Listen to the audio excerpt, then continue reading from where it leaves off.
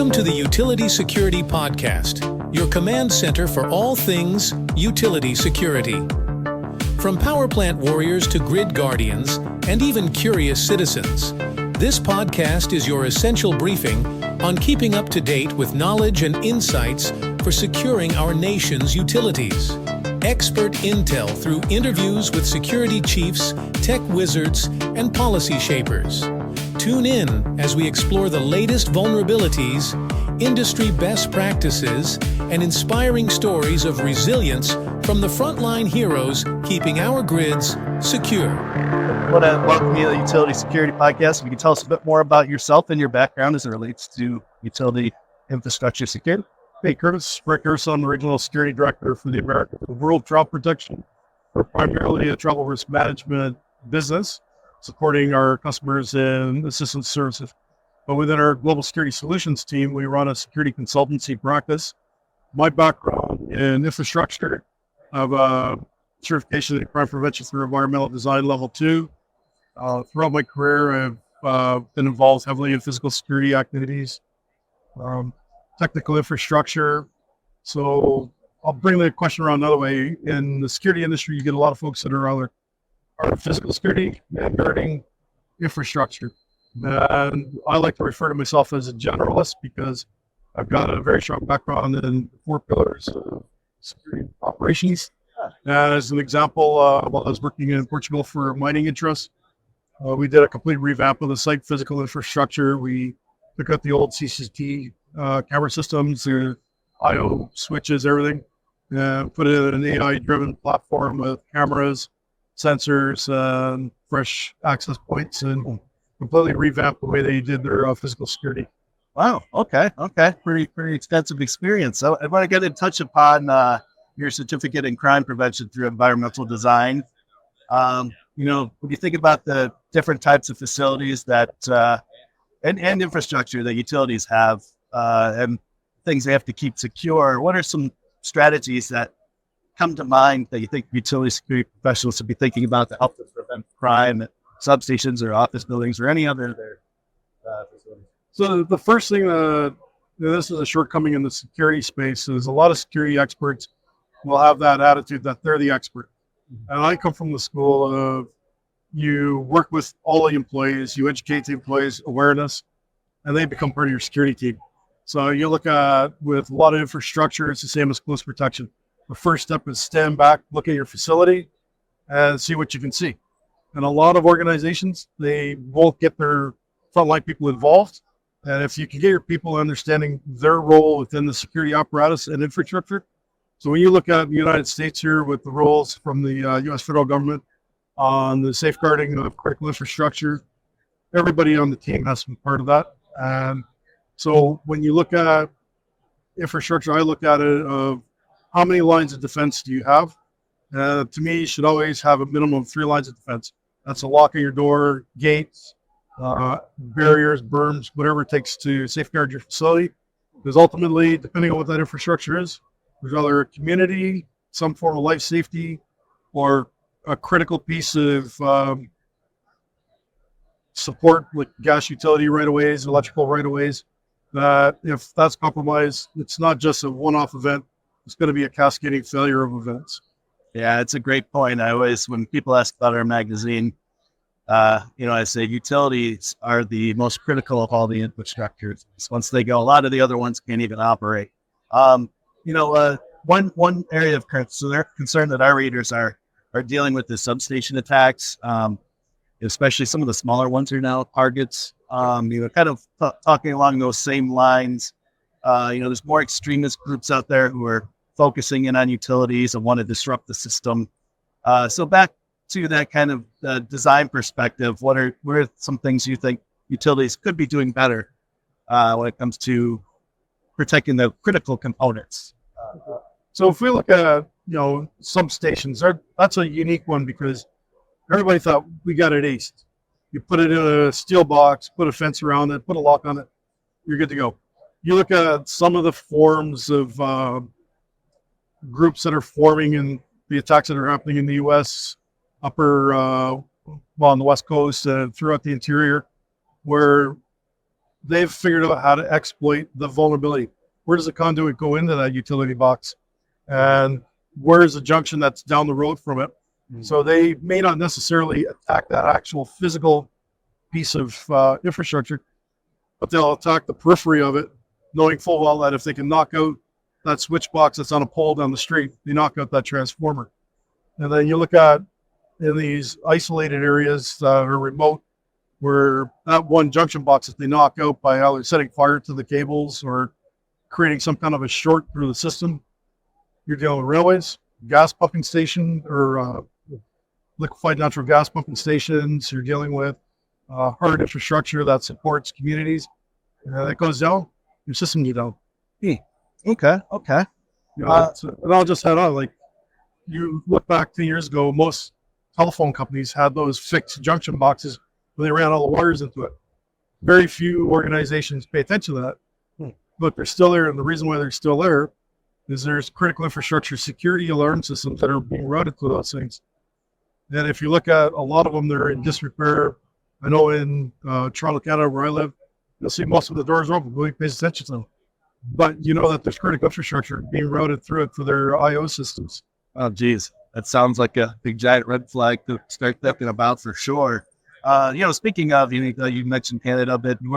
It's in your experience, you have some experience with Suncor Energy in Alberta, in kind of the fire response line of the business. So what are some of the security and safety learning experiences you gained from that? So in my background, there's a couple of years where I was a firefighter, civilian firefighter. I started in a municipality, and then we had a rural footprint. So we covered about 640 square kilometers. Within that, there were power transmission right-of-ways, there were gas lines, oil lines, there were actual operating gas extraction sites and oil wells. And then you get into critical infrastructure for your electrical grids. One of the things I learned very quickly in the fire service was how you just don't respond to fight fires. You're actually responding because an event has occurred at a facility. And we were starting in late 1990s, where we actually started when I was doing my officer level courses, focusing on if there's an event out at a station, there's probably been a criminal act. So you're going out as a firefighter to deal with the life safety aspect or the environmental impact of an event. But at the forefront of it, you know that you're responding to something where the police are probably not going to show up.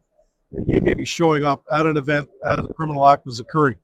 Jeez. Okay. And then you look at it from in the industrial application space, where the safeguarding of critical infrastructure, petroleum plants, where it's the old put wet stuff on the red stuff. Well, nowadays, with all of the technology that's integrated into a process facility, a firefighter that's going out to put out a fire at a refinery, you're going in under the mindset of what critical infrastructure you're going to damage beyond what the fire's damaging because you're drowning it.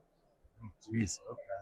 So had you come up on, did you have that experience of coming up on criminals while they were doing probably it's not funny, but we actually came up on a scene where the system went down, it came in as a fire alarm, we rolled out, people were stealing copper wire. Okay. Yeah. And we were rolling in, great big fire truck, looking at guys pulling cable, and it's like, what do we do? Yeah. Okay. No. Yeah. That's interesting. So that's something from a security perspective to think about, and work with fire departments if they do come up on those things to because you're help illustrate a plan of attack. Yeah. So that's some of the utility companies, because you got all your utility companies will have their right away operations teams that'll be going in to look at why an alarm has gone off or why they've lost contact with a facility or a site or a switch. So you've got somebody that's their job is to go and do maintenance, and they're rolling up to do, why is this not working? Yeah. And they're coming up on either a criminal act has occurred, or they're coming up on it in real time as it's happening. And then you get worst case scenario where you look at some of the organizations that are now out, that are somewhat radicalized, that are blowing stuff up. Are they waiting to actually injure an employee or worse as a sheer tactic back to the company to stop operating? Yeah, excellent point. Kind of leads into my next question.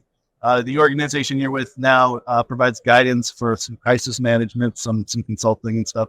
So what are some key recommendations you would say utilities should start thinking about, or if they're not already thinking about when it comes to crisis management?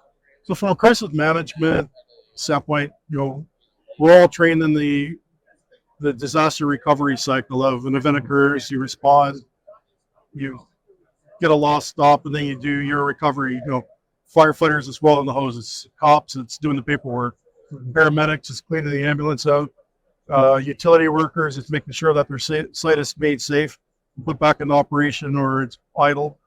And so from our standpoint is take a step back from that recovery cycle and look at how you respond to an incident, the decision makers who are involved in the response capability, and review if you actually have the right people making critical decisions. Because a lot of organizations are relying on these very rigid crisis management programs. And if there's one thing with all of the technology that we're getting inundated with today, it's if your organization is leveraging technology, do you necessarily have all the right people in play?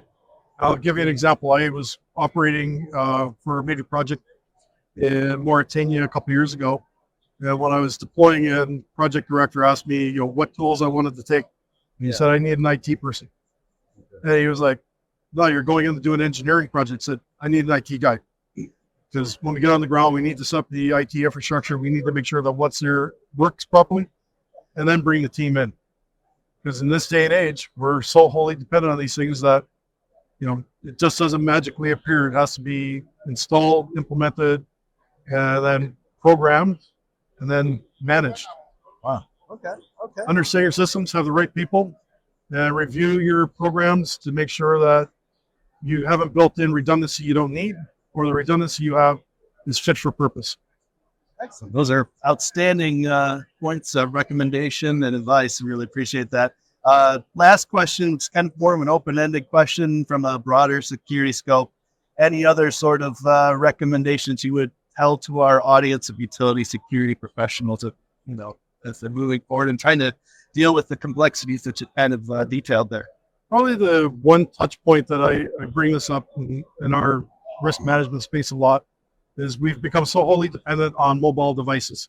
We look at everything that we have that's on that device.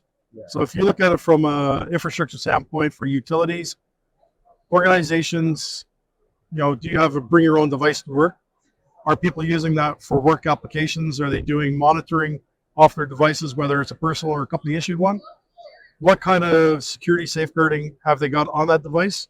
Mm-hmm. And from a business continuity and resilience standpoint, is it fit for purpose? Are they creating a vulnerability that they don't see by using a device? Or can they better manage those devices so that the aspects of basically an intrusion into your own business, is it right? Yeah, definitely. Does that become the breach point for an attack? Yeah, I could definitely see that being a challenge. I want to thank you for your time, for joining us today, Frank. Can you tell our readers and listeners how they can get in touch with you and learn more about your organization? So our organization is World Travel Protection, so worldtravelprotection.com. That's our homepage.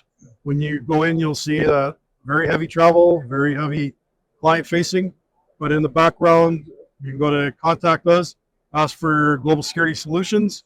That'll come to our team. So we're based in Brisbane, Uxbridge outside of London, and Toronto. That's our three primary hubs.